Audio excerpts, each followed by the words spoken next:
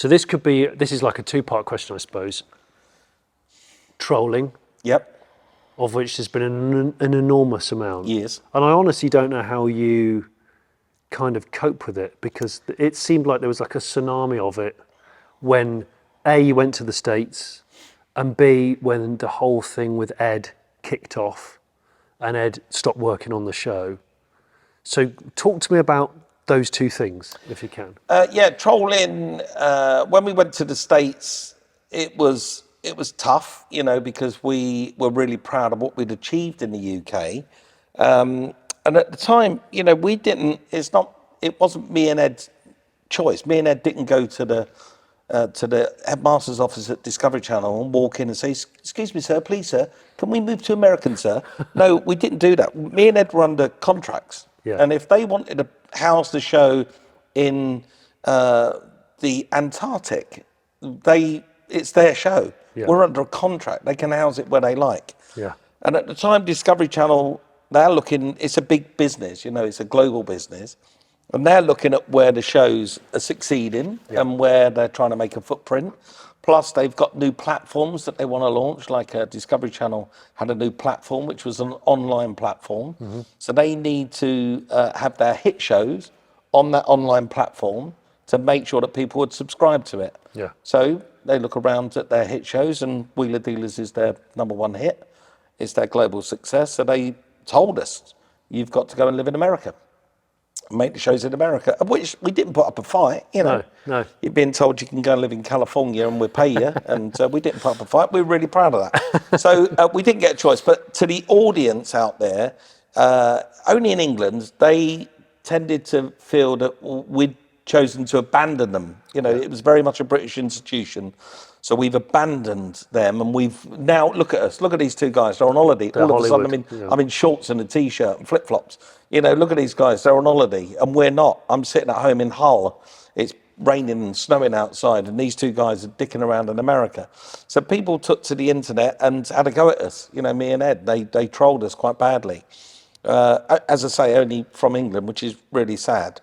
And we just have to deal with it, when you get in comments like that. The only thing that we could do, really, is to make the best shows we could possibly make. Yeah. To go, no, hold on a minute, it's still Wheeler Dealers, it's still the same show, but it's just in a different location. Yeah. And, I'm going to say this, is it the same, would you give Ant and Dec a hard time because they're making I'm a Celebrity in the Jungle of Australia? That's a show that they're two British hosts, but they're on location. That's it, they're on location. So trolling was a big thing. It was a bit of a problem, but we, I kind of sucked it up and got over it, and we just made some knockout shows. In fact, there was a question that was always asked, like people, not asked, told you, they shouted at you and said, I won't watch your show again. I can't stand it. Now you're in America. And I used to answer people and go, actually, we make it in Birmingham. Because the workshop doesn't have a window in it. And the workshop is, out of a 42-minute program, it's 30 minutes of the show. So how do you know I'm in America? It's got no windows in it. You don't know where I could be in Birmingham. It's like this place. Yeah. We are actually in LA. Yeah, it's true. Right? See what I mean? Yeah, it's true. So you wouldn't know where it was. So why are you getting so sideways over the first 5 minutes of a show when I'm buying a car and the last 5 minute show when we're driving the car? That's what they were complaining about. Yeah. But then the trolling took another massive turn, which was the nasty turn, the real nasty turn, was when Edd decided to quit the show, and he said some stuff online about the programme. And because I didn't quit, because I stayed, and at the same time, Clarkson had punched somebody and Top Gear had collapsed, and Hammond and May went with Clarkson. They left together as a team. Yeah. Because people felt possibly that, I should have stuck by Edd and gone with him. But he, this is my job, my baby. He decided to up and quit. I didn't see why I should have to lose my job or leave my job. Thank God I didn't, because I'll be unemployed now. I haven't seen Edd's new TV show, so I'd be sitting at home unemployed or back to, doing what I was doing before. Yeah. So No, that's when it really turns nasty. Once the people for some reason took a side, it was Mike versus Ed, and there was never any Mike versus Ed. It was ridiculous. But people took a side, and the people that took Ed's side formed user groups and Facebook groups and clubs, literally clubs together. I can't believe how tribal it got. And it got incredibly tribal, and it got so desperately dangerous for me. I had death threats. This is all over light entertainment. This is over a car show where I fix cars for a living. And it's really dark, and some of it still continues today. I wake up every single day. Today, I would have woken up this morning, and I will delete and block 20, 30 people that will say a desperately nasty thing about me, or, bring up Ed or whatever it is. And I'll delete, 7 years later, still talking about it. And I'll delete and block somebody who says something really quite foul and abusive to me, and I have to deal with it every day. What makes you stay on social media in an instance like that? Because they are a tiny, tiny voice in a global world. Right. And if our show is reaching over 200 million people that were entertaining, and they're tuning in, they're watching it, and they afford me this, then I'm going to stay out there. I'm going to stay out there, and I'm not going to be beaten. They can say what they like. They'd never say it to my face. I'm never going to be beaten by them. It doesn't. Yes, I'll be a liar if I said it doesn't hurt. It does hurt. It affects my mental health, and it has done in the past. I've taken to the bottle, literally. When you've had really dark things said against you, it can really affect your mental health, and it can play. Sometimes I might dive under the covers and not want to get out of bed. And think, the only thing I want to do is down a bottle of whiskey because I just can't deal with this today. But there's a different side of me, and my wife, who's amazing. There's a different side of me that says, absolutely not. That's not happening. You get up, you rise up, you get above it, you get on top of it, go to work, irritate them by doing the best you possibly can do, and be successful. And that's what I do. I get on with it. But it's not to say that it's not without its problems. I do struggle with it sometimes. Every day I wake up to somebody attacking me, my family, my business, and it's cruel. It's cruel beyond belief. But I'm in the public eye. If you've got 30 people a day in an audience of 200 million, it's probably 0.000000001% of that audience are the people that are bothered by it. But at the end of the day, guys, say what you like. You can say what you like to me. I don't care. But think about it. I fix cars for a living. I restore cars. Would you run into your local Quick Fit Euro and go up to the manager and go, "You're a fat bastard. You ruined my life because you fix cars for a living"? It doesn't make any sense. It don't make any sense whatsoever. No. None whatsoever. So yeah, it's rather sad world. Okay. You've dealt with you've met some famous people. Yes, I from have. becoming well known in this Yes. this circle. Yes. Have you got any interesting stories? Yeah, a couple of interesting stories. I mean, there'll be loads, I know. Yeah, no, I've got some really weird ones. Like I went to an awards dinner one night, sat with Davy Ginola, which was great, having dinner with him. And there was everyone famous was in the room. You couldn't believe it. You turn around, there's King Charles, then Prince Charles, and politicians and football players and stars of the screen. I actually got interviewed by Philip Schofield and for this awards do, and then as the sort of house lights went up after dinner had finished, the awards were over, David Beckham sort of charged across the room, went, "Can I get a picture?" And I'm like, "Yeah." To you? To me, and it was kind of bizarre. So that was a good one. That is very It's cool. very cool, but I can trumps that. I once did the Concord the Elegance at Goodwood. They asked me to be a judge, and I was walking around the lawns with George Harrison and Roger Taylor. So I had a Beatle and a Queen drummer, and I'm walking around judging cars and trying to style it out like I knew what I was talking about. As we're looking cool. at 1934 Delahaye or something, and I'm standing going, "Oh yes, it's just absolutely wonderful." Roger, what do you think, George? George and Rog. George and Rog, and it's kind of bizarre. I just remember, we're getting a cup of tea, the three of us getting a cup of tea, discussing the attributes to one of the cars out there, and I'm drinking a cup of tea. I'm thinking, if my dad could see me now, he just wouldn't believe, because my dad's massive, Beatles and Yeah. Queen fan. My dad just would be going, What? that doesn't work. And his brain became, what? That doesn't work. So that was a weird one. Another weird one was my sister, Jackie, who's wonderful.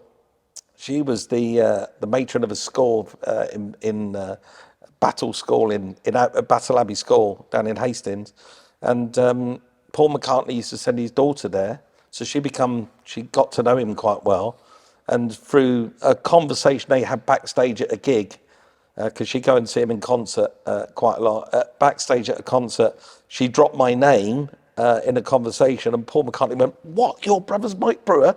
I bloody love him. And Paul McCartney, bizarrely, has been sending me gifts. These random sort of gifts that I get So from two Beatles. two Beatles, which is really pretty cool, isn't it? That's really cool. Jay Leno in America, I got to know Jay Leno really well, and it's really funny. It's very sweet as well, because Jay Leno, whenever he sees me, and I'm not too sure if he says it to everyone he meets, but when he sees me, he says, "You're the real car guy. You are the only," he says that. And he means it, I think, when he says it. He goes, "You're the only real car guy." He seems like a good egg. He loves me. He hugs me, and he's very warm and cosseting and very excitable. Whenever he sees me, he gets really excited, and he can't wait to show me his next car that he's bought or his next project. So yeah, I get to meet some really cool dudes and some really famous people that blows me away. I've been in. I remember going to a Chelsea game and being in the lift with Boris Becker and Will Ferrell and Anton Deck. What? And I was in the lift going up with Will Ferrell, Yeah. Boris Becker and Anton Deck, me and Michelle in a lift together. How odd. I know, it's bizarre. And as I'm in the lift, I could see Anton Deck looking at Will Ferrell, excitedly, and Boris Becker looking at Anton Deck going, "I might know these two dudes," but all of them were looking at me going, "All right." And I'm like, "Oh shit, they all watch Wheeler Dealers." Everyone watches Wheeler Dealers. That's mad. John isn't it? Terry, Frank Lampard, they go, "Wheeler Dealers." And I'm like, "Oh Christ, everyone watches it." Yeah. So yeah, really bizarre. I've met some famous people. It's been a wonderful life. I've had an amazing life. Any regrets? Any regrets? Oh, that's a really good one, Johnny. The SJ. I've only asked about 3 out of 30 of the things I've The wrote down. SJ410 is a regret, and the AMC Pacer, that was a big regret. The regrets, yeah, I wish, both me and Ed, we had an amazingly special relationship. It was a very special relationship. And the biggest regret is that we didn't finish Ed's tenure on the programme in a much nicer way, in a better way. Yeah. Rather than him feel like he was cut off at the knees and he had to leave, it would have been much nicer if Ed, he desperately wanted to leave. He'd been telling us he's going to leave for 5 years, up until that moment, because he wants to do other things, and he should do other things. He goes with my love and the team's love. But we could have, the biggest regret really, I'm sure it's the same for him as well, that we didn't end it in a much nicer way. He could have introduced the next mechanic and brought him in and handed over gently, or we could have done something that was really special for him and given him, a leg up in his future career. So yeah, it's a regret that I didn't get a chance to help him out. So if the phone goes, it's not. No. But if your phone went and it was Ed, It won't be. I have tried to. The truth is, and he'll tell you that, if you ever interview, I have tried to reach out to Ed, but he's more or less told me to. It's a bit of a shame. That's a real shame. It is a bit of a shame. But I understand. The guy wants to do his own thing. He's got his own path. He feels that maybe he feels that lots of things were said, but it's only he hears things when you hear things second hand and third hand. Somehow, when you're on the back foot, they become the truth. But they're not the truth.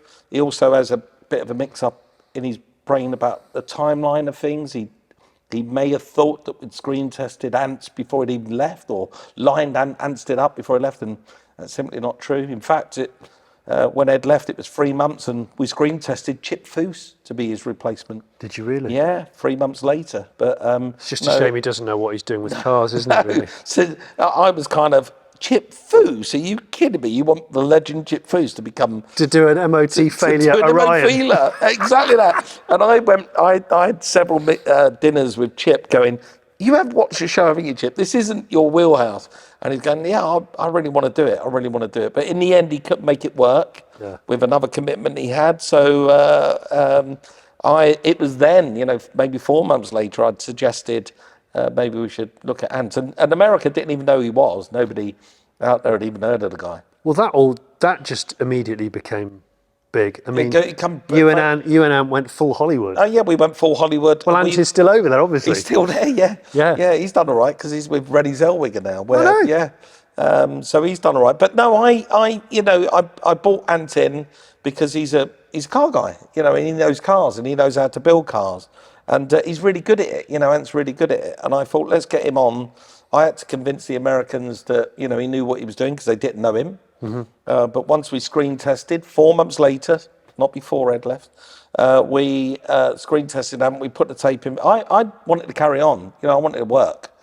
This was my show. I didn't feel that I should leave and give up my career because somebody else wants to give up their career. I thought that was a stupid thing to do. I still had a lot to give. So fortunately, Ant joined, and when Ant joined, he literally smashed it out of the park. He just said, no, this is my workshop. This is what I'm going to do. I'm going to do it this way. And he owned it. He actually owned the workshop, and it was great to see him work. He was such a great worker. But unfortunately with Ant, he went through some personal stuff when we was in America. It then ended up with him remarrying and having a child. And the child, his little boy Hudson's amazing. But then that relationship ended in divorce. But so Ant is now, he has a child in America, which he can't abandon. He can't say, well, that's it, I'm back to England now, because that's not a fatherly thing to do. And Ant's a real, family man. So Ant decided to stick it out in America and bring up his kid, which I really admire. At the same time, my mum got very, very poorly here in the UK. And she's on her deathbed, literally. And I've got, my brothers and sisters are here, and I'm the baby of the family, but I'm the biggest voice in the family. And we all need to support each other, during this period of time. So I had the opportunity to come back and be near my family. And I thought, no, I'll bring the show back to England. Discovery Channel want it back here. We can make it work back here. We can have another go at it. Let's try again. And I've been in England already making a series, Dream Car with Elvis, Mark Priestley. And I said to Mark, do you fancy being the chief mechanic on Wheeler Dealers? And he looked at me and said, are you kidding? I said, I can't do that. It's Ant's job. And I said, well, Ant's going to stay in America. And with his love, we both feel that you are the right person to do it. And Elvis fortunately said yes, because since Elvis has been involved in Wheeler Dealers, we had the figures today. We've got the second highest rated Discovery Channel show on the planet. That's brilliant. So it's this year. This is the new Mark III. Is this Mark III? This is Mark III. Yeah, Mark III. This is Mark III. Again, trolls out there will say, what's wrong with you, Brewer? Free mechanics. You can't. Nobody can stand working with you. It's 20 years. It's 20 years. Yeah. I'm pretty sure people have left their jobs. At least 3 people may have left their jobs in the space of 20 years. Yeah. But no, there's nothing wrong with the. Ant is still very much a Wheeler dealer. Yeah. And Ant would definitely be featuring in future episodes. I can't see Ed featuring in future episodes, but no. Would you like it if he? The 20th anniversary. What I've discussed with the team and with Ant and Elvis, it'd be great to do a mega build. The audience out there keep saying, get them back, get the 3 of them together and do a mega build, and it would be lovely to do something for charity. In fact, I've just been given by somebody, a wealthy individual, who's just given me a full GT40. Piss off. Not a real one. Well, even a rep. A good rep. A good rep, yeah. He's just given me a full GT40 that he said if I can fix it up, because it's in bits at the minute, if I can fix it up and auction it for charity and give all the money to charity. And I've said, yeah, I'll take it on. So it would be lovely to do that as a mega build with those three. It'd be amazing, wouldn't it? Because Elvis brings that race technology, Yeah. and brings fabrication, that brings engineering. You know, so that That's is got the that- GT40 is sort of the perfect car for that. That would be lovely. It'd be lovely, yeah. And with me running around trying to find the parts WD, and GT, 40. avoiding Ed swinging at me, it'd be great. Ed, I know you watch this channel. Get in contact. Someone that you used to work with also has asked me to ask you a question themselves. Oh, that's good. Who is it? I missed mutual colleagues, Jason Plato. Oh, okay, Mr. Proboscis. He said, you got any questions for Mike Brewer? Right, 3 things. Ask Mike about, number 1, huge ornate flower pot in medieval village in France. Shall I answer that one first? Yeah, Okay. one at a time, yeah. Oh, a huge ornate flower pot in medieval village in France. Okay, so we're filming a group test on Driven, me, Jason and Penny. And it's the Mini. That's how long ago it was. It was the Mini 1. The Mini 1? 2001? 2001. And we're in this Tuscan village in this French village, in this beautiful medieval square where there's medieval sort of ornaments and furniture everywhere. And the crew had stuck a huge, great big light inside the car, and you can't see out, can you? When there's a big light at night time, Yes. it's just a light. Oh, yeah. So you just can't see out. I'm like, couldn't see anything. And It's like stage lights in it's your like face. stage lights. And Penny's in the back of the car. Jason sat beside me. And the director's going, okay, Brewer, come on, move the car. And I'm going, guys, I can't see it. And he's going, "Hey, just pull forward, move the car. So in my frustration, I sort of, in first gear, I've been whipping this thing around all day, by the way, sort of handbrake, turning it everywhere. In my frustration, I just drove sort of forward fast. Flat out in first. And whacked straight into this massive, great big 1,000-year-old flower pot that was in the corner of this medieval French town, and detonated it. It just shattered into 1,000 pieces. In a Mini 1? In a Mini 1. I took the wing off the Mini as well at the same time that we was filming, and there was a lot of people standing around going, oh, fuck, what have you done? And it was the most embarrassing thing, not because I'd smashed the Mini up. It was not the Mini, it was the flower pot. It was like, it's been there, it survived like wars, 2 wars. No, sorry, the French. It survived the 1,000 wars, because they're the French. They have a war, a strike every week and a war every month. So yeah, it survived with all these wars, and it took some twat in a Mini 1 from England to come across and smash it to pieces. Oh my gosh. We run. Did you? More or less, yes. we swept the pieces up and then run.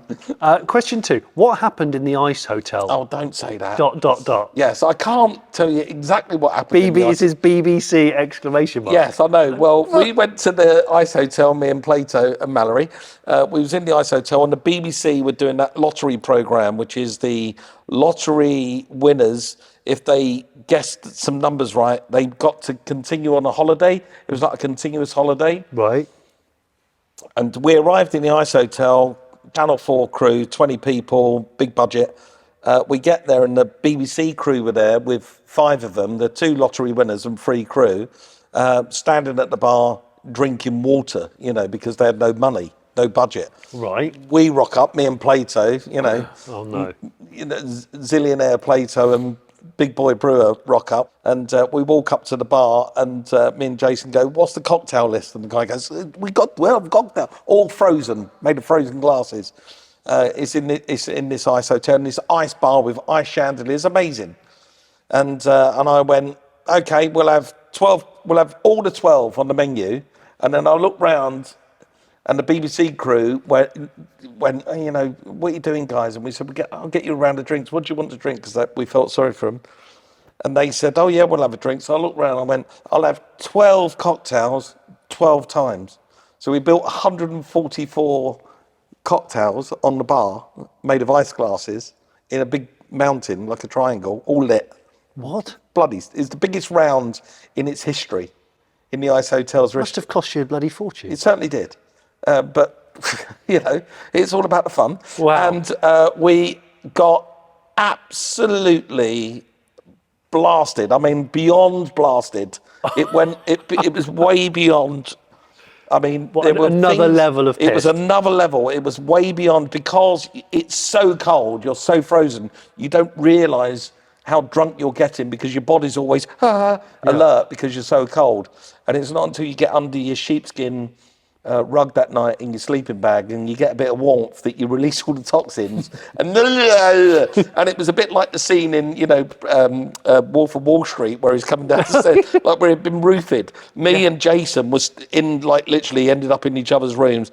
And me and Jason were like rolling around on the floor like we'd been roofied. Honestly, it was the most bizarre thing. And we had to go to work the next day. There is another part to that story, and Jason knows the other parts of that story, which I can't tell. I'll text him later. Yeah. The third one, it just says, give him a big hug from me. Oh, big hug back. I love Plato Jason. he's been in these chairs. He's He's a ledge. He's an animal. Yeah. There are many other questions that I would like to ask you. Go for it. Do quick fire round. How about that? Last crash you had, probably not a Mini into a plant pot. No, it was actually the Ford Ranger. A farmer cut across a junction and swiped the front off the Ford Ranger last month. Oh, okay, that one there. Yeah. Oh shit. It's been repaired. Okay. Worst new car decision you've ever made? Well, oh God, blimey, that's maybe Docker's oyster. Worst new car decision I've ever made. Yeah, so you bought a new car and you just gone, this is a terrible idea. I don't think I've ever done that with a new car. I'm quite good at my car choices, so I don't think I've ever made a bad decision with a new car. Yeah. Yet. But that's a yet. Okay. You know, there could be one Around the corner. around the corner. You never know. No, I don't think I've ever made a bad new car decision, Johnny. Okay. I've asked all my victims in the chair this. Let's assume something terrible happens financially. You lose everything. Yep. The brewer empire. I have done before. I've lost you? everything. Yeah. All the cars have gone. Yeah. Repo, whatever. Yeah. You got £1,000, 1,500 quid in your pocket. Oh, yeah. You just need a car to get places Yeah. for you and your wife. Yeah. What's it going to be? MX-5. MX-5? Yeah, absolutely. 1,500 quid. Name a car, a better car where you can have more fun getting around Yeah. for 1,500 quid than an MX-5. And theoretically, you could move a fridge in it with the roof down. You could move anything in it. Yeah. You've got a whole seat's worth of fridge space. Okay, so Bankrupt Brewer is driving around in a slightly Absolutely. frilly arched MX-5. MX-5. Why Okay. not? For 1,500 quid. Yeah. I mean, I could have said Fiesta or I could have said, 1,500 quid Transit. But no, it would be an MX-5. It's fun. Yeah. The best pinch yourself moment that you can remember off the top of your head. Oh, that's a good one. Best pinch myself moment. Yeah. Of which I know there's been dozens. Yeah, I mean, it's numerous. But there have been occasions where I've walked out on stage at a live event and I've been behind the curtain thinking nobody is going to turn up to see me. I don't know. Who am I kidding? I'm just a fat bloke off TV that fixes cars up. Why on earth would anyone buy a ticket to come and see me? Yeah. And I'm sort of the other side of the curtain and it's silent. And I'm thinking, oh, Christ, I've failed. This happened a few times. I've failed. And then there's a little bit of music plays. They pull back the curtain and there's 5,000 people standing there, all staring at me. And I go, fuck, it's a Bon Jovi moment. You stand there and go, oh, people have come. People have turned up. They did turn up to They come like and see me. you. They actually like me. And you pinch yourself and go, God, how grateful am I that this little show that we make and the work that I do, the entertainment that I tried to provide and work hard at doing has resonated with these people so much so that they'll buy a ticket to come and see me talk about it live. And that's a very special moment. The last one I'll ask you is most... Oh, sorry, the birth of my daughter. Yes. Yes. Exactly that. Exactly. So the birth of my daughter was a pinch yourself moment. Yes. And when your wife said yes, like when you proposed to her. That's the other one that you definitely... Yeah, you must always remember to get that one in there. Yeah. Most lucrative deal you've ever done, cars or otherwise? Most lucrative? Yeah, as in like you've just gone, bloody hell, that's the best deal I'm ever going to have done. Oh, I've done quite a few really good deals. The most lucrative deal that I think I've done is I was once in California. This is a bizarre little story. I was once in California at a car show and a couple shuffled up next to me, a little old couple, and asked me if I'd like to buy some cars in the collection. So I went across and see the cars, and in amongst the collection of cars was a 1967 Austin Mini Cooper S. Right-hand drive, remember it's in California, right-hand drive, almond green, white roof, almost identical to my little car back there, just a different year. And it happened to have belonged to John Cooper. Whoa. So I ended up buying John Cooper's Mini Cooper, Whoa. bringing it back to the UK, recommissioning it back for the road, tidied up a couple of little bits, and I put it in the auction and sold it, and did very well. How well? Very well, you know, well enough to put a bit of a roof on my house. Okay. He's just told me how much the roof of his house is going to cost. It's a lot of money. I think that's it. Is it? Well, I mean, there are more, but unfortunately, We're running out of tape. yeah, we are running out of tape. Yeah. But it's been really good. Well, mate, It's been really good to chat to you. Thank you very much. It's been lovely, and it's also cathartic for me to get some of this stuff on my chest. So thank you very much for giving me the opportunity. That's right. Of course, at this point, I have to say, hold out your hand. And thanks for the chat. I hope you've enjoyed this chat on the Late Break Show with Mike. There are other idle chats with the brown chairs. If you haven't seen them, I'll put a link above my head for those. Subscribe, like, comment, blah. Comment at your peril. He's watching you. Yeah, well, say what you like. He's got a thick skin. Yeah, got a very thick skin. Yeah. Oh, and also, I'm now going to ask you some questions in private from my Patreon. So if you want to become a patron of the Late Break Show for as little as £1 a month, you can do. And this will go out on a separate video for the high tier Patreon people. So yeah, if you're a patron, you'll watch it. If you're not, you just can't. So become a patron. Well, yeah, I mean, it's sort of like polite blackmail, frankly.